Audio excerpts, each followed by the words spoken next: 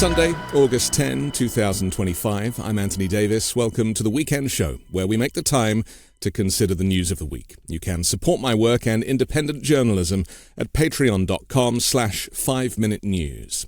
Our guest today is a Pulitzer Prize winning investigative journalist and author of several books, including The Big Cheat, How Donald Trump Fleeced America and Enriched Himself and His Family. He's professor of practice in the College of Liberal Arts at Rochester Institute of Technology. David Cay Johnston, welcome back to the Weekend Show. Anthony, good to be with you again. David, you've known Trump and written about and reported on him for over 30 years. And since we last spoke just ahead of Trump's inauguration, you correctly predicted the carnage that would unleash upon the American people and the wider world in his second term. Has this second term proved more dangerous than you had anticipated? Oh, indeed. They've done things I didn't see coming, and there aren't many of those. I couldn't have imagined, for example, that they would take hundreds or thousands of tons of food destined for the poorest countries in Africa and incinerate them. They plan to incinerate IUDs, birth control pills, and other contraceptives that were destined for some of the poorest parts of Africa, which means, of course, that very poor people there will have more children. And the degree of nastiness and cruelty by ICE. ICE agents have literally grabbed a parent out of a car and left a small child in a seatbelt or a carrier in the back seat. You or I did that in America, and I assume also in the UK, you'd get arrested for that. There's footage out today of a man who was simply recording an ICE raid on his phone being beaten by police in Washington, D.C. The visuals of these abductions and kidnappings and disappearings are reminiscent of 1930s Germany and some of the worst of history. Do you think Americans can make that comparison? Because as I see it, there's that famous book, It Could Never Happen Here. Right. Is that what's happening now, that there is a collective disassociation because it is literally so bad and the US is just not cut out for an authoritarian takeover of government? My wife and I took our vacation by going to something called the Chautauqua Institution. It's you go to lectures and learn about things about the world, and we picked the week that was about the rise of authoritarianism, not just in America, but around the world. And one of the classes I took was very revealing. It was about 7 fascist dictatorships, starting with Mussolini, the original fascist, and going through 7 others. And all of them have some consistent things. And one is the public doesn't see this coming and they can't grasp and appreciate what's happening until it's too late in Spain, Chile, Germany, Italy, etc. Secondly, it doesn't last. The longest fascist dictatorship was Franco in Spain. The others dissolved relatively more quickly because they're doing exactly what Trump is doing. Trump has appointed the worst people, utterly incompetent people, grifters, family members, and without a competent government, eventually things fall apart. But the damage that gets done in the meantime is absolutely atrocious. I don't believe that a large segment of the American public will appreciate what's happening because we don't do a very good job anymore of teaching civics in the United States. We do teach it, but not well. America's full of people you can stop and say, well, how does a law become a law? And they'll say, well, the president declares it. They don't understand the Constitution at all. So I'm very worried about that. The one area where I do think Donald Trump is absolutely vulnerable and can end his presidency is if we get solid proof from all of the billowing smoke coming out of the White House, enormous amount of smoke, that Donald Trump is a serial child rapist. And we've had 24 women accuse him There are videotapes, there are interviews of these women. And someone posted what I thought was a very interesting meme the other day. If 20 young white women said that they had been molested or raped by a black man, how would this be treated? And of course, race is a very, very dominant factor in American society. But if this story keeps going, if the Democrats are smart about promoting it, if the MAGAs who were promised the Epstein files are smart about it, and journalists do their job, I don't think Donald Trump can survive being established as a repeated child rapist. He does have form in this area regarding the Access Hollywood tape, for example, which people thought was going to prevent his presidency the first time around because it was so egregious. His voice on tape saying they just let you do it, grabbing women by the genitals and everything else. And yet barely a whimper, even in the evangelical movement that was supporting him.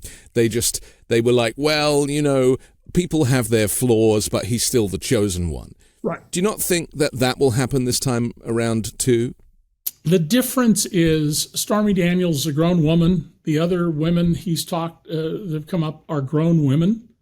These are children, as young as apparently 12 years old. Donald Trump actually said on the Howard Stern show, which is a just disgusting American radio show, where he was frequently on, that 12 was his age limit, which tells you 13 to him was okay.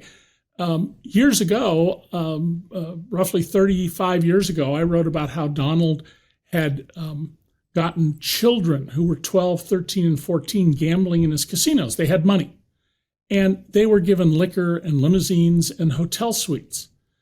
And when I asked Donald about that at the time, he went, yeah, I had to pay a fine. There's no moral outrage in him. And of course, nobody mistakes a 12, 13, or 14-year-old for a 21-year-old. We're not talking about dolled up 18 or 19-year-olds. We're talking about children. And so given that there are videos from some of these women, their stories have been consistent. There's lots of smoke there. And of course, Donald has talked about, he talked about the 10-year-old girl he passed on the elevator and said, I'll be dating her in 10 years. The Justice Department can release all the files it has right now. And if that's what Trump promised, they're not going to do that. So I've been encouraging various journalists and some lawyers who called me about ways to go at this sideways. There's a settlement with the government in the Virgin Islands. They got $102 million from the estate.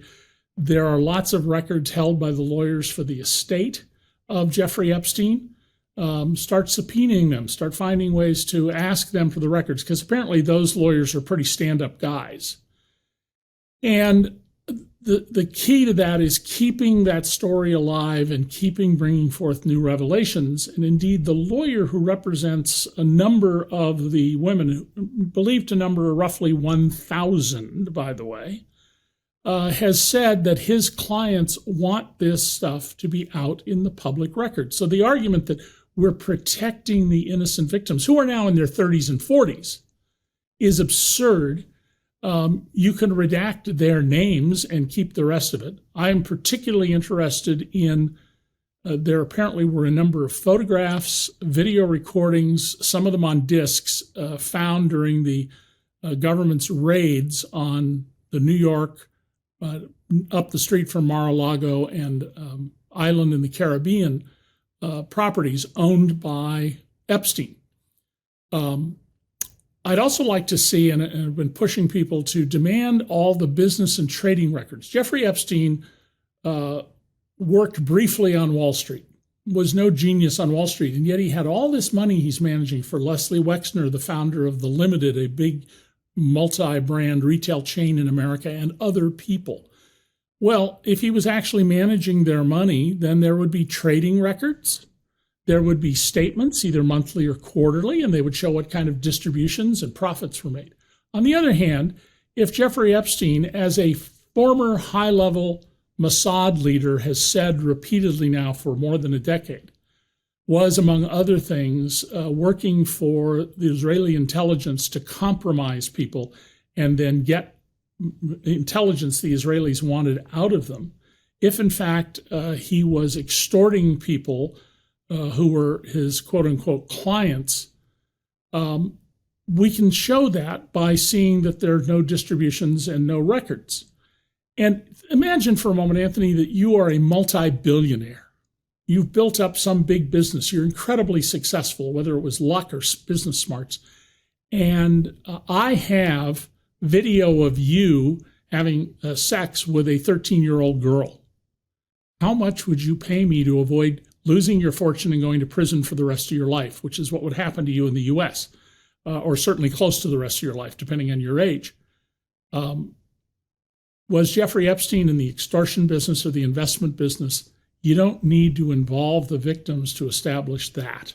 And I don't see anywhere near the same confidentiality. Now, I don't think that'll resonate the same with the general public, but among the reasonably sophisticated Americans, I think it will change the tone of things. And notice this is the one area where the MAGA movement is having some people peel off from it or question it. Right. Joe Rogan, very influential podcaster.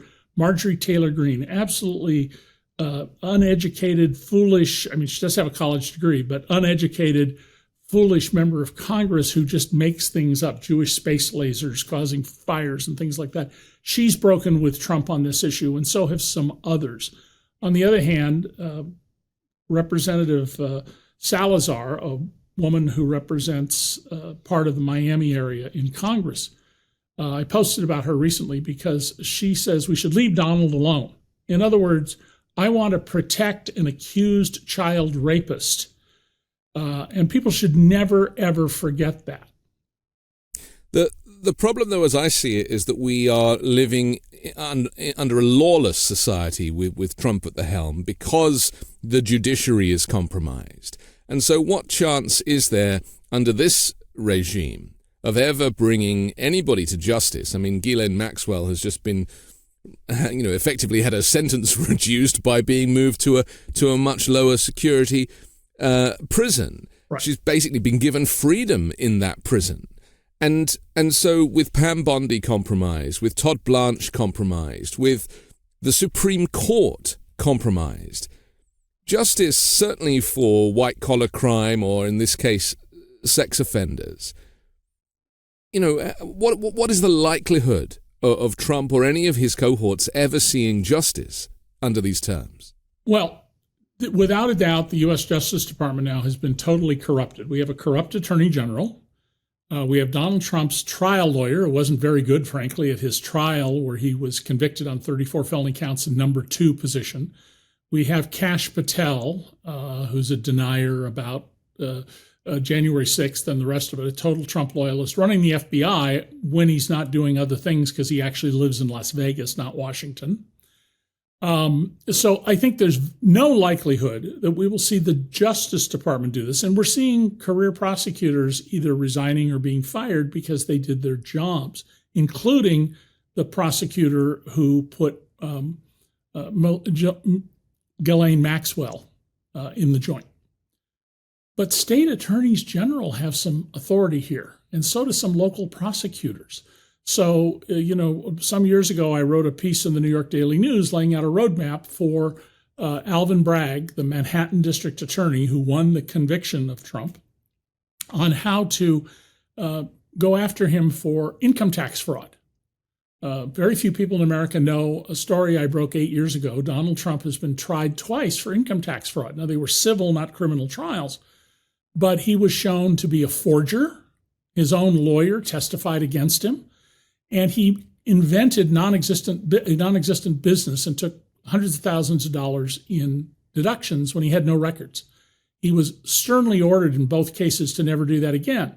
Well, we know from the tax returns that Democrats made public at the end of 2020 that, lo and behold, Donald Trump did this 60 times in 6 years. That's if there's ever a slam dunk white collar crime case to win, it's that one. You got him. Bragg chose not to go after him. Okay, fine. That's his choice. But I think there are things he can go after now. There are no criminal charges to be brought. The statute of limitations has run on all of the raping of young women. So I think that civil court actions and some creative lawyering. I talked the other day to a lawyer who called me about this, and he was trying to figure out a strategy by which he could get a client who has some standing in this matter and then use discovery. And after all, the Supreme Court has held in the Bill Clinton, Paula Jones case that, or Jennifer Flowers, I forget which one of those women he had dalliances with, that a United States president is not immune from civil prosecution, particularly for things done outside of his office. And he could be put under oath and documents could be produced. But what's essential here is vigorous, continued pursuit of this. You know, Watergate, I was a journalist during Watergate, not in Washington, however, and Watergate in the beginning, very few people paid attention to it. It didn't matter a lot. And then things shifted because there was just a growing weight of evidence against Richard Nixon. Now, equally troubling is what's going on in the U.S. courts. But a number of judges appointed by Donald Trump have stood up for the law, have not knuckled under to him. And at the U.S. Supreme Court level, where there are 6 conservatives, at least 2 of whom are willing to throw the Constitution in the trash, there is the distinct chance that Trump can lose on matters if they're properly framed. Because at the end of the day, what's the point of being a justice on the United States Supreme Court if you have no respect or authority and you're seen as a hack?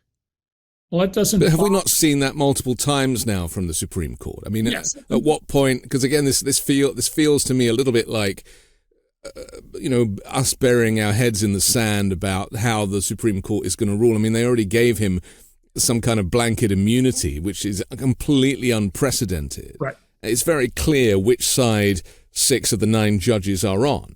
But he hasn't won on every issue, Anthony. He's lost on some of the issues before the Supreme Court.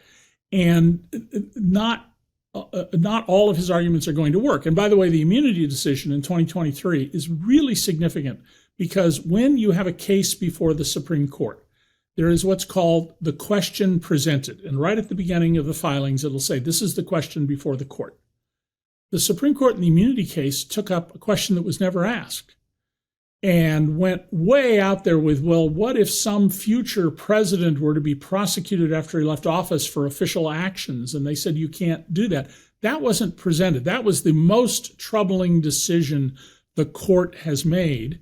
And of course, it could play both ways. We could end up with a liberal president at some point who behaves like a dictator, as Trump is. I mean, Trump, let's be clear, Donald Trump has declared himself to be our dictator. As I warned, he always thinks of himself. He said on February 26th, he who saves his nation violates no law. That's a made-up quote attributed to Napoleon and others. Right. And 3 days later, the White House committed secular blasphemy. At 3 different social media sites, they put up a picture of Donald Trump wearing a royal British crown. Yeah. I'm sorry, what could be more offensive to Americans than that? But Donald believes he's special. He believes that law doesn't apply to him. He believes he's the only competent person. He makes this clear every day. And of course, he also demonstrates every day that he has not a clue to what he's doing. And that goes right to the fascist theory that I studied at the Chautauqua Institution, that eventually these tyrants fall. And of course, Gandhi taught us, all tyrants fall. The damage they can do before they do is horrific. Do you think that, what I'm hoping is that someone is keeping a tally on all of these horrific policies that he's presenting, including taking away people's rights by stealth. I don't think people realize how they've lost their consumer protections. Right. They've lost their legal right to sue the government. They've lost so many things that are intangible, that are not sexy in terms of, marketing them through the media. And unfortunately, it means that you're basically free of rights. You can now be, even as an American citizen, abducted by federal agents and they don't need reason to show a warrant or even identify themselves, it seems. Well, that is the precedent that is being set by this movement. Whether it's legal or not, they don't really care. Right. They don't. And grabbing people off the street without a warrant or probable cause is not legal, no matter what Tom Homan, the deportation czar, says. We know that more than 6 native-born U.S. citizens have apparently been grabbed and moved out of the country. Donald Trump himself said in a post he put up at Truth Social, eventually we're going to go after the homegrown ones. And he has talked about going after the citizenship of people he doesn't like Rosie O'Donnell. That's because Donald Trump sees himself as a dictator. How dare you question what I'm doing? And as I have pointed out in many lectures and appearances, that if we don't stop this, what I guarantee you lies down that road, because it happens with every authoritarian regime, right, left, doesn't matter, are firing squads. And, my children heard me on a radio show, they're all grown, but the two youngest ones one day saying, I get shot in the second round. And when I got off the phone, they laughed and said, Dad, you always say that having 6 kids proves you're an incurable optimist. If you think you get shot in the second round, you're more optimistic than even we imagine. Yeah. But that's what will come. Well, one Republican state is executing people with firing squad at the moment because they couldn't get lethal injections. I mean, that's what America is currently doing. Well, arguably, I covered the Gary Gilmore execution, and arguably it's one of the more humane ways if you're going to kill somebody, because you're instantly dead.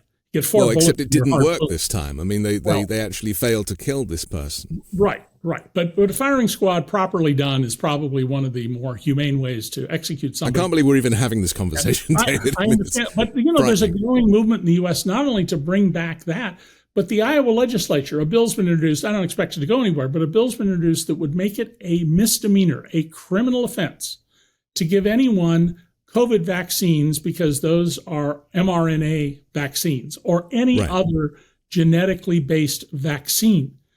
Trump is right now proposing that we destroy a $750 million satellite that collects data on transpiration from the ground, so we can know, can you grow crops? Is there a drought going on? How are the trees doing? It costs very little money to operate this thing. Why would you destroy it?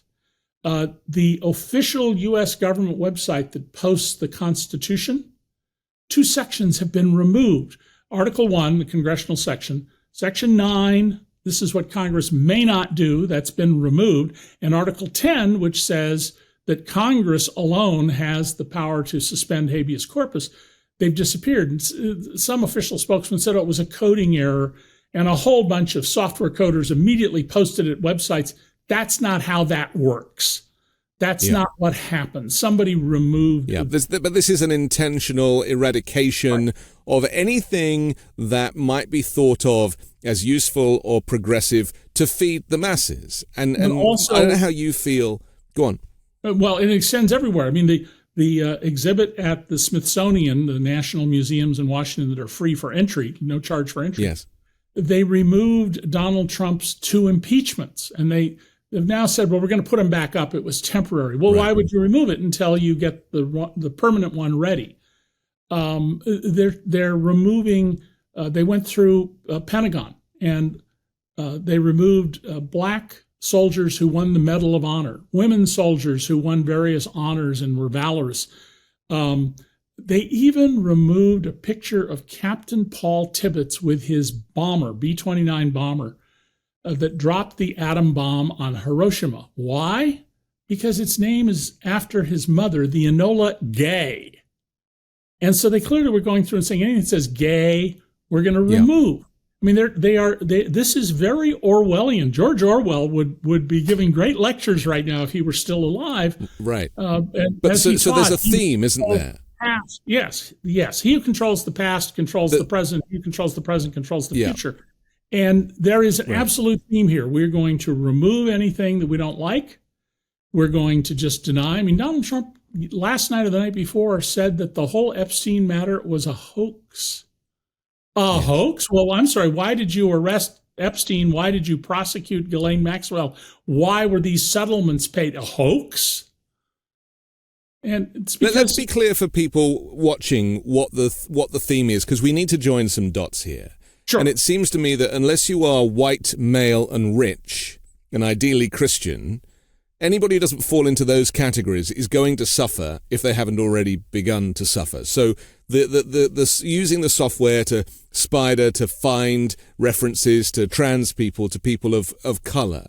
So black people, brown people, Asians, anybody who does not fit Trump's dream demographic. I mean, he's talked so much recently about eugenics, and this clear eugenics theme runs through so many of his cabinet members that they are all subscribing to this theory, this kind of weird conspiracy theory that the white man is superior in some way. But the reality is, on the ground, the theme is that if you are not in that camp, then you will not only lose your rights, but lose access to food and education and government support and Medicare and Medicaid, and all of the things that people need is being stripped of anybody who does not look like they're a member at Mar-a-Lago. So with one exception, I thoroughly endorse everything that you said. And the exception is that many of the people in America who call themselves Christians are in fact vigorous, vile anti-Christians. Understood. There is a bunch of memes going on somebody's made with a guy dressed up to look like the imagined Jesus, in which he says, I don't understand. I was teaching people to love the stranger and to sacrifice, and they're denouncing me. And I think it's a very smart way to try and communicate with people, because many of these people who call themselves Christians aren't. Donald created the White House Office of Faith. Who's running it? A woman who embezzled money from the band, I think it was Foreigner, that her husband, she married one of the members of the band. Yes. She lied about it and denied, surprise, surprise. And she's a preacher and she speaks in tongues. Yes. Yeah. And this is who Donald turns to, but that's who the people are around Donald. There are people who have, as he does, no moral core, or who are perfectly willing to sell their souls and their reputation to be associated with what they would like to have happen. There's a new saying I'm seeing pop up repeatedly in the United States. If your God doesn't like the people you don't like, you should think about whether you invented your God. Right. Well, yeah, we've heard a similar thing from Ted Cruz recently in an interview with Tucker Carlson. I mean, their justification for certain things, goalposts are constantly moving to give credence to their crazy arguments. I don't know about you, David, but I wake up in the morning dreading checking the news on my phone for fear of what shitstorm is going to present itself. On Thursday morning, I woke up to this news that he'd ordered the Commerce Department to conduct a new census that would exclude undocumented immigrants from the official count. He said, based on modern-day facts and figures and using information gained from the presidential election of 2024, that people in our country illegally will not be counted. To people who don't understand the history of this and who don't have the information, this might sound like a good thing, and this is the problem with him. He does sell this stuff quite well, often better than Democrats sell these things. So it might make sense. But what is the reality on the ground of creating a new census that doesn't include everybody? Well, it would allow or would require changing the number of representatives from the various states. I mean, Los Angeles County, for example, just Los Angeles County has more people than I think 40 of the 50 states. As many as a third of people in the city of LA, which is about a third of the county or 40% of the county population, are here either with temporary permission or no permission at all. And what Trump wants to do is rework Congress so that Republicans have a solid, clear majority. The problem he has is the Constitution says plainly that the census is to be done every 10 years and to count all persons and to count enslaved people and Native Americans as 3/5 of a person. It doesn't say people who are only people who are here who are citizens. It doesn't say citizens. And this is just in line with Donald's declaration that birthright citizenship is no longer the law of the land. I'm sorry, the 14th Amendment, Article 3, is absolutely plain and clear. It says all persons residing in the United States and subject to its laws are citizens. So if you were here as a British diplomat, you would be excluded from that. If you have a child who's born here, it would depend. If you had an American wife, for example, your child would be an American citizen. Trump wants to change all that. And Trump's goal has always been, and MAGA has always been code for make America white again. We're not going to be able to get rid of, in the view of those people, all the black, brown, yellow, Native American people they don't like. But we're going to make sure they know their place and that they better keep their mouths shut, their heads down, and do what we say or else. And that's a powerful appeal to a lot of Americans. And part of that I trace back to unfamiliarity. Justice Lewis Powell, very conservative member of the U.S. Supreme Court, who wrote the famous Powell memo that in order for business to be in charge in America, we have to destroy the unions, we have to bring the press to heel, etc. This was during the Ralph Nader era. And it was actually a very smart legal memo from the point of view of his client, the U.S. Chamber of Commerce. Powell, when the decision on whether the Supreme Court was going to continue to say that homosexual acts of sex are criminal, said to his clerks, I've never known anybody in my life who's gay, so I don't know what to think about this. Whereupon his clerks explained to him that they were all gay. Lack of familiarity. There are large parts of this country where you can grow up. I've had students who told me they never met a black person until they went away to college. And so it's easy. But do you not fear, as I do, that we're going to wind the clock back? That he is going to ban gay marriage. That he is going to. He is going to ban interracial marriage. I mean, there will be these steps to wind the clock back to 1950, which is 1890. Let's all the way back to 1890. Keep going. The Gilded Age here. The Gilded Age is what they're trying to do. And all of this is of a piece. Donald has this bizarre mercantilist view of economics. He has an economics degree from an Ivy League school, but he knows nothing about economics. And Donald and I have talked a lot about economics in the last 4 decades.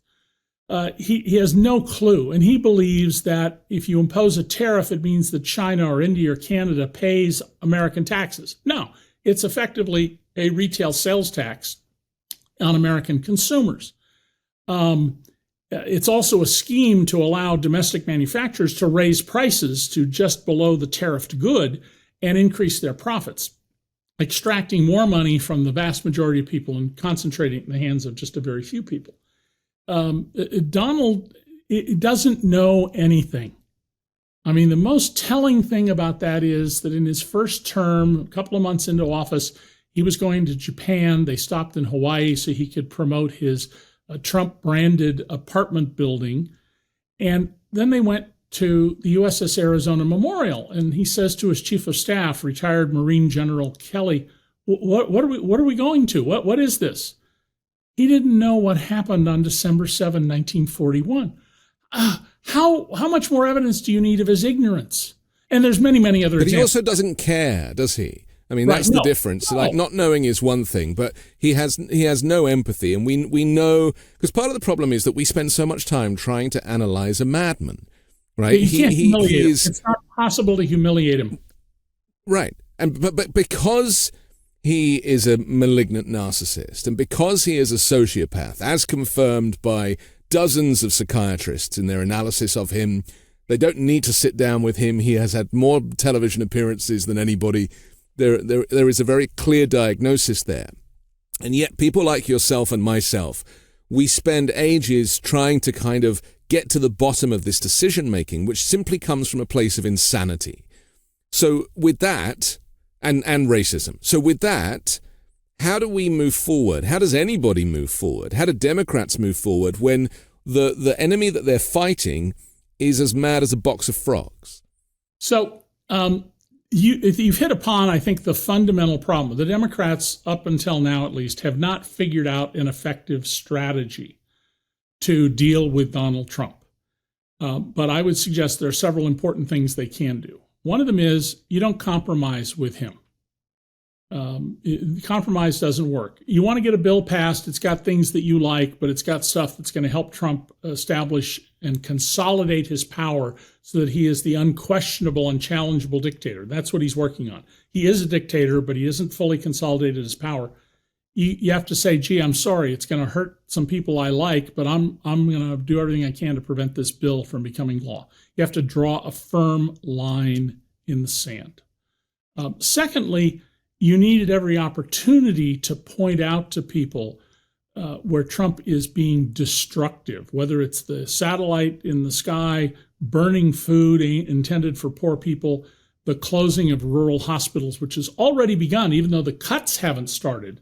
Yes, in America, and not in any way give up. And I think you really need to push, especially with people who claim to be Christians. You need to push the child rapist part of this. And again, let me be clear, by the way, I don't have any solid proof that Donald Trump was having sex with 13-year-old girls. I have their testimony that they were forced to do this, and quoting Trump on things like, you should be glad you're losing your virginity to Donald Trump, not some incompetent 14-year-old boy. But let's see the evidence. And if the evidence shows, oh, no, Donald Trump had nothing to do with any of this, then put it out there. The fact that they won't tells you otherwise. It's a need to be relentless, to recognize there's a fatigue factor that cuts into people over time, but don't compromise. And institutions need to stand up. When Trump went after Columbia University, which has a $13 billion endowment, said, I'm going to take $400 million from you.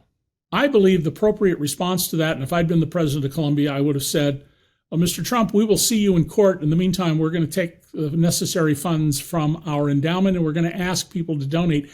And I know, because I was the first journalist in America to cover philanthropy as nonprofits as a hard news beat 40 years ago, many top fundraisers. And I called a bunch of them and said, $400 million Columbia fighting Trump. And every one of them said they could raise that money in a handful of days. I called a multi-billionaire I texted a multi-billionaire that I know, and who could cover it all. And he said, I wouldn't cover it all. I wouldn't even cover a quarter of it because it looks like mine. But I would be able to, through people I know, raise the $400 million in a matter of days. Columbia knuckled under. And now we've seen these other institutions knuckle under. No, you can't do that. And I give a lot of talks to people, and in them people say, well, what do we do? And I say, look, if you're not brave enough to stand at the front of the line, that's okay. Most people aren't. Don't expect that. Stand behind those people.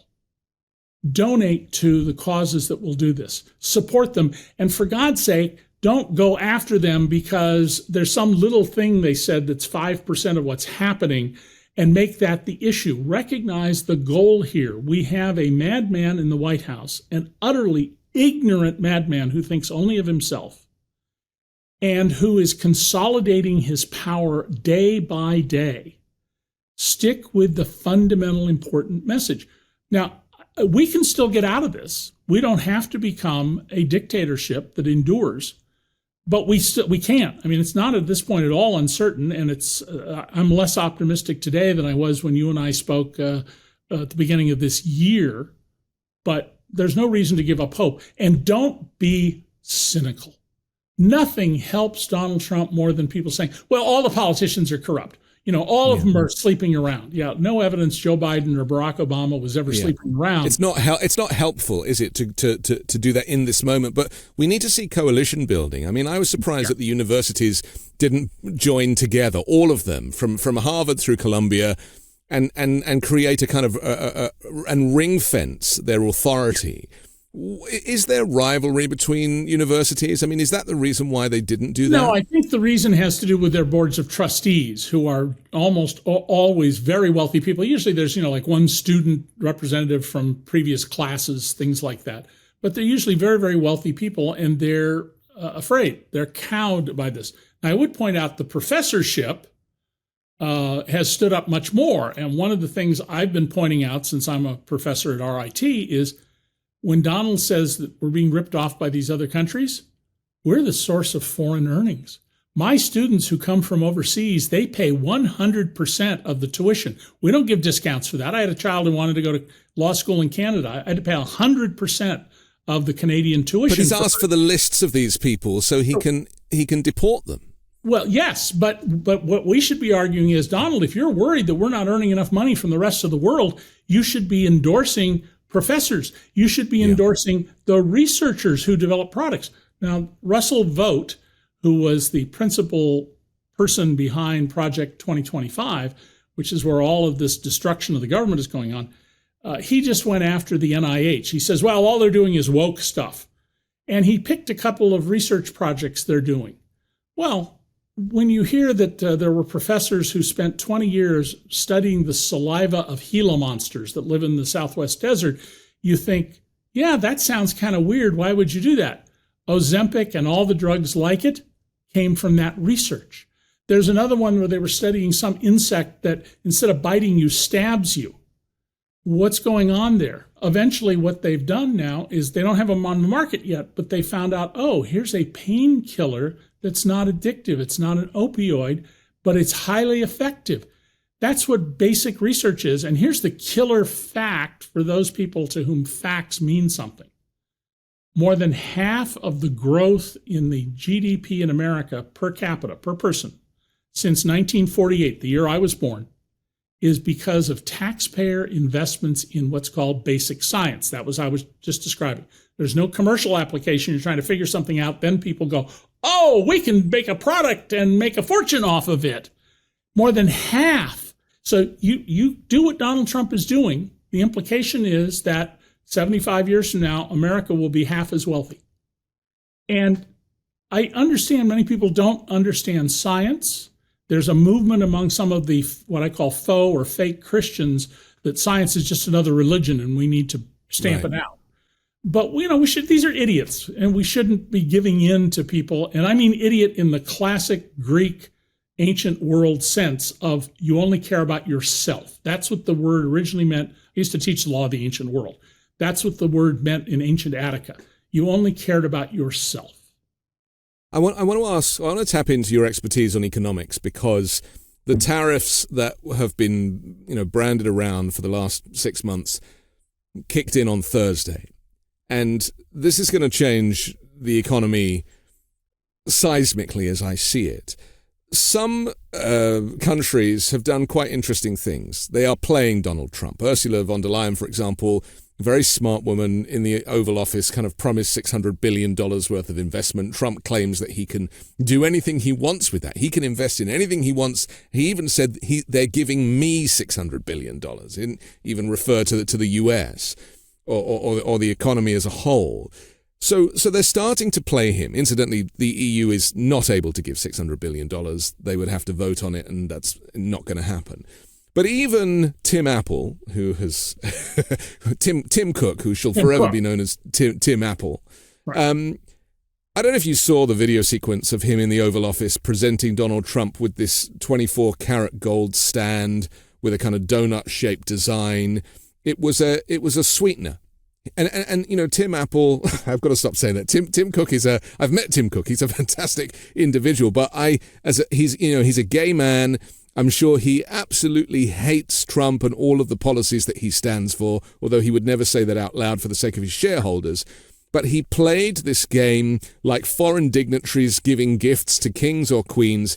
He came in with this box and he set it up on the Resolute desk, and it was awful. Like I could see his whole soul kind of imploding as he had to do it. This is happening often. Gifts from businesses or foreign nations, or fake deals that are announced so that Trump has something to show and be proud of. So in his first term, Anthony, Donald announced ExxonMobil was going to make a $25 billion capital investment because of him. So Correct. I went to their filings with the Securities and Exchange Commission, and lo and behold, they had previously announced and had already planned $25 billion. And if you looked at the previous 4 or 5 years of investment, there was no change whatsoever. This is Donald creating his own reality. He's not the only person in public life I've covered who creates his own reality, but nobody does it with the level of skill and focus that he does.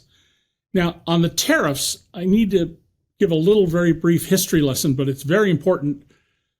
When the fifth-rate British General Cornwallis surrendered to the American forces, we created a government called the Articles of Confederation. It had no president. It had no power to tax. It had no power to regulate business. And it required unanimous consent on everything. Surprise, surprise, it didn't work. And so a meeting to handle a dispute over moving sandbars in the Delaware River, which separates New Jersey and Pennsylvania, turned into writing the U.S. Constitution. And that Constitution gave us a president, but the reason we did it was two things. It gave our government the power to tax us.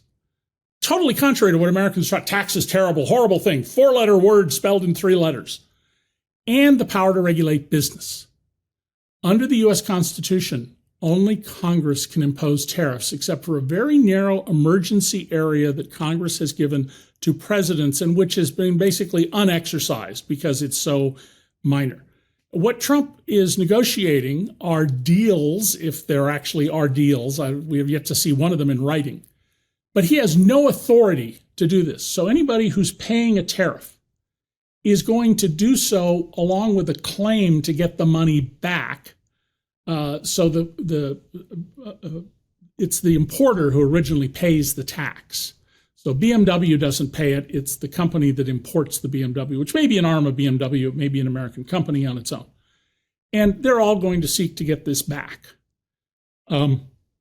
Tariffs have a secondary and very important effect. Imagine you own Anthony Davis cars, and you sell cars made in Michigan out the door for $10,000 each wholesale, and you make a $1,000 profit.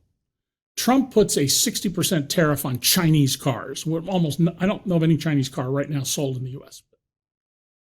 You're not going to continue to sell cars for $10,000 because the Chinese competing car is $16,000. You're going to raise your price to $15,000. That means you're going to make a profit now of $6,000 a car, not $1,000, but $6,000. And even if you can only sell half as many cars because they're too expensive for people to buy, you're going to make $3,000 compared to the one you were making. You're going to triple your profits.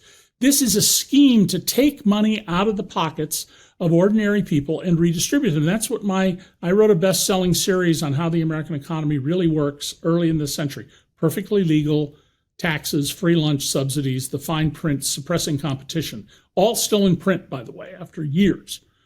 And those books explain how money is quietly siphoned out of the pockets of ordinary people and sent to the top. Well, after my books came out, not inspired by my books, I don't believe, but after it came out, the Rand Corporation, the think tank that the Air Force and the federal government started and Boeing Corporation started in 1948, did a study. Well, how much money's been redistributed upward? Because everybody thinks, we're being taxed to give money to the poor. We have a minimal welfare state in this country. $50 trillion in about 45 years. If the bottom 99% of Americans had $1 trillion a year more for a half century, we wouldn't have all these people who are desperate. You wouldn't see people driving beater cars that don't belong on the road. You wouldn't see people in horrible debt and terrified. They're what's called in America ALICE, asset limited, income constrained, employed. So you work, you don't make enough money to get by, and you don't have any savings. To escape poverty, according to the ALICE measure developed by a charity group called United Way, in metropolitan areas of the East Coast and the West Coast and the few in the Midwest like Chicago, a couple with no children needs to make about $80,000 a year, and a couple with children who need child care needs to make over $90,000 a year. That's to escape poverty. Yet half of American households get by on about $60,000 or less. And so Donald Trump is engaged in a scheme that is designed by the people who are pushing this stuff on him to extract more money from ordinary people and redistribute it to people who have more money than they can ever make any use of. Jeremy Bentham taught us, and John Mill, and not quite Adam Smith, he hadn't gotten to that point, but marginal utility. I tell my students, imagine it's the last day of the year, and you have to prove to the government after the year ends where your last dollar came from under penalty of death. Well, if you work at some job 40 or 60 hours a week and it's only your salary, that's not a problem. What if you're a billionaire? You're going to die because you can't prove which dollar came last. And there are literally people who on the last day of the year have to say to themselves, well, I can eat dinner or I can take the bus to go home. Which am I going to do? Because I don't have any money. And we're measuring our society under Donald Trump by how many billionaires and centimillionaires we have, not by how is the average typical American doing. And they don't care. It's very clear. But you've touched on something that I think is really important. I mean, I've been peddling a theory that they actually want people to die. I think that's true. There is this desire by taking away these either essential services or the support network or vaccines for pandemics or even the flu, that they know they might look at the chart on flu and go, okay, this many people die, invariably they are poor, and so therefore we are going to shut down the free flu vaccine. Is it as macabre as that? It is exactly that macabre. There are videos out there of prominent politicians on the right saying about all the deaths from COVID, which, remember, in America, more than 1 million people died more than we needed if we'd followed the science. That's just culling the herd. People are going to die anyway, and now we don't have to spend all that money on them. About 25 years ago, and I encourage you to get and put on your air the video of this, a congressman, an obnoxious guy, a lawyer from Florida, Democrat named Alan Grayson, said, here's the Republican health care plan. If you get sick, die quickly or die soon. And he was, I think he was formally censured by Congress for saying that. He certainly was criticized heavily. But you know what? He was right. It was exactly right. There is no sanctity of human life. This is not a new thing. When I was spending 3 years of my life telling the true story of the LAPD, how incompetent and brutal and all the crimes they were committing and how corrupt the department was when I was at the LA Times, there was a lot of bad shootings that I wrote about. And members of the police commission were trying to get into the mindset of the LAPD leadership, the sanctity of human life. And we've lost a lot of that in the world. We need to respect human life. So starving people, whether it's through the aid program in Africa or what we're seeing happen in Gaza, taking food stamps away from poor families and children, saying we're going to stop federally funded school lunches for children, many of whom that's the only food they get. That is simply an utter disregard for human life, and that it's people in many cases who call themselves Christians who say that is appalling. And so one of the things I've also done in some of my talks is I've called on people who are actual Christians, who try to live a life of caring for other people and sacrifice, said, you need to call these people out. You need to say you're not Christians. But that is starting to happen, isn't it? And we're seeing it at town halls, especially with a Republican audience calling out their elected representative. My question, though, really, and I suppose there's a good place to finish, is that if you are starting to recognize, if you voted for Trump, and, we've seen this from the Latino community, for example, so many votes for Donald Trump and their family are being deported and they're staying home and not going to work for fear of being abducted and sent to a country they've never even been to. So I hope and I pray that community is starting to see where they went wrong with their vote. Some of the Christians who voted for Trump because he was their Messiah are starting to see that everything that he is doing is so fundamentally anti-Christian. But what about regular Republicans, fiscal conservatives maybe, who see that tariffs are a lie and that they are designed to enrich Trump and his wealthy friends, but for everybody else they're going to carry the can for these costs? And obviously there was that horrific bill that we haven't spoken about yet that basically enshrined this into law. this kind of stealing from the poor and giving it to the rich, the kind of reverse Robin Hood scheme, that people will actually vote against Donald Trump and the people that support and represent him? Do you think that actual shift will happen? Yeah, Trump has demanded every state provide certification for their election results to the federal government, which appears to all be part of a scheme to rig the election. And remember, every time Donald Trump loses, he didn't get nominated for an Emmy for his TV show. Well, the system's rigged. This is always his complaint, and it's nonsense. Right. It takes time to break people away. So up until April 1, we had good job growth, the Biden effects that created more jobs than all the Republicans since World War II in just 4 years. That's now stopped. Job growth in America is pretty much stopped. I won't be shocked if we end up in a month or three having negative job growth. The costs of goods are not going down. Donald promised he was going to lower drug prices by 1,500%, which is mathematically impossible. That's right, and eggs by 400%. Right, yeah. And 90% of the generic drugs in the United States come from India, so they're now going to cost more. But it takes time for these things to filter through the economy. But you're going to see more and more people as Trump's incompetence and the appointment of all these incompetent people affect him.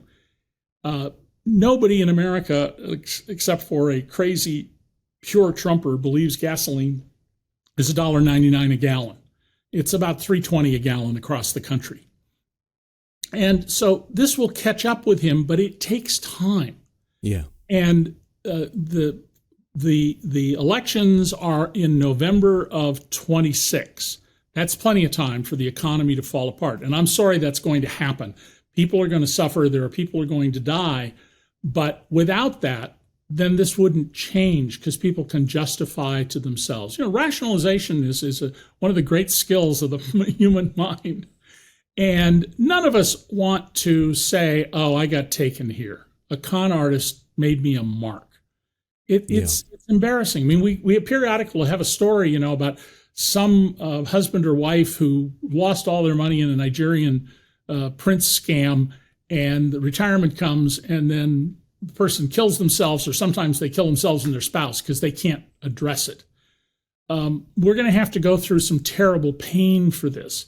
I'm hoping that Starmer and the other world leaders continue to not knuckle under to Donald. A few of them have, but most of them, they've played him the way that Tim Cook played him. And Donald is so dumb that he doesn't get that. And by the way, remember one of his professors at Penn said about him, he's the damnedest, dumbest student I ever had. And I assure you from many hours spent with Donald Trump that his lack of knowledge and lack of shame about being so doesn't affect him. So the conditions are going to create breaks and separations. There are going to be people 100 years from now who go, Donald Trump was right. Just like there are people who say Hitler was right. Don't worry about them. Worry about the people you can move a little bit. You can put a wedge in and separate them and get them to open their eyes. And if we get a Democratic majority in this House, a lot of what Trump is doing stops. If we can get a majority of Democrats in the Senate, which given who's up for election, that's a good chance we could do it. That stops all of his nominations of people like Emil Bove, who's now on the federal appeals court in Washington, and who, according to career prosecutors, told him to ignore federal court orders the government doesn't like. We can stop that. We don't have enough to impeach people and remove them. It would take 67 senators, 2/3, to do that. But people, don't lose heart. Don't be fatigued. Don't be cynical. Focus on the places you can change, not the things you can't change or do anything about. Stay informed and look for things where there's some coordination information. I've tried to get a journalist who's spent a lot of time following all the developments about the Epstein files and the young women. And I said, would you please write a piece for DC Report, the news service I founded 7 years ago. I don't run it anymore because I couldn't stand doing it every day. But I said, how about you put together a piece for us with links to videos and a timeline so people can see that it's not a random thing here or there. There's a full record you can put in one place. And I got that idea simply because my wife, a brilliant woman who was the CEO of one of the biggest charities in America for 30 years, I was discussing something about the Epstein case, and she said, I didn't know any of that. I said, what? She reads the New York Times every day and the local paper and other things. And she went, I didn't know any of that. I knew there were some women. And you said there's 1,000 women? And I said, yeah, there's somewhere close to 1,000 women. And she said, where have I read that? And I suddenly realized, oh, you're right. Nobody has put together. We need some journalists to put these things together. And lots of journalists are doing great work. You know, the New York Times where I worked, I pick it up and I go, boy, there's a story that is some of the greatest journalism human beings have ever produced. On the other hand, you move over one column and I go, pure crap. You know, this reporter can write a good story, but they don't know what the hell they're writing about. That's so be skeptical of the journalism you read, but don't reject it. Just read it with a grain of salt, pay attention, recognize there's huge skill differences and understanding of the world differences among journalists. I urge Americans a lot to read The Guardian, which is just again and again and again, along with the Wall Street Journal and the Miami Herald, done great work on a number of issues about Trump, as well as the New York Times and the Washington Post. But this didn't happen in a day. The conditions that allowed Donald Trump to arise that are explained in my books I mentioned earlier on the economy, Perfectly Legal, Free Lunch, and the Fine Print, that took place over 50 years. You're not going to fix this overnight. And when Donald Trump is gone, assuming we succeed and we get rid of him, that is not the end of the story. We have to go back and fix the Constitution. Large parts of the Constitution are unenforceable because no one has standing to enforce them. We've got to go and fix those provisions, and we have to recognize that people who want to get power to abuse it and people who are decent and want to make the society better, there will always be a tension. There will always be people in both of those groups. That is the human condition. 10,000 years from now, there will be issues like this because that's who we are as a species. Okay. I'm so grateful to you, always. We could talk for hours. David Cay Johnston, thank you for joining The Weekend Show. Thank you, Anthony. I'm Anthony Davis. Don't forget to support me and independent journalism at patreon.com/5 Minute News or by joining the 5 Minute News YouTube channel. And I'll come back next Sunday with a brand new special guest and more factual news to discuss on the 5 Minute News Weekend Show with Midas Touch.